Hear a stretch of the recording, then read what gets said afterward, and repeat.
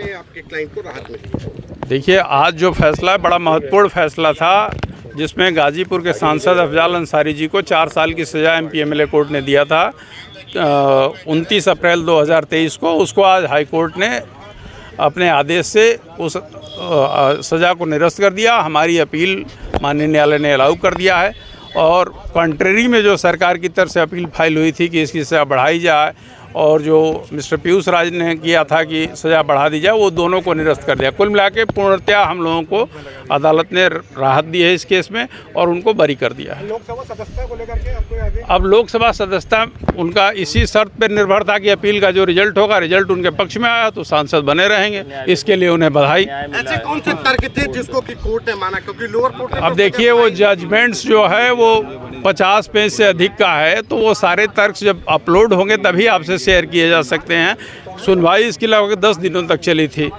तो उसके बाद एक डिटेल ऑर्डर हुआ है। अब डिटेल ऑर्डर वेबसाइट पे अपलोड हो जाए तभी शेयर कर पाएंगे किन किन बातों को अदालत ने माना है। हमारा मुख्य आर्गूमेंट ये था कि जो बेस केस था उसमें एक्विटल हो गया है और पत्रौली पे जो भी गवाह आए हैं प्रोसिक्यूशन, उन्होंने ऐसी कोई गवाही नहीं दी कि इनके खिलाफ कोई आपराधिक गतिविधियों में शामिल होने का कोई साक्ष्य मिला। आप लोग ने क्या दलील दी थी कि कोई किस केस में उनको जो है बरी कर दिया गया? उसके जो जिस आधार पर गैंगस्टर लगाया था, जो बेस केस था वो था कृष्णानंद राय जी के मर्डर का केस। उस केस में वो ऑलरेडी बरी हो चुके थे।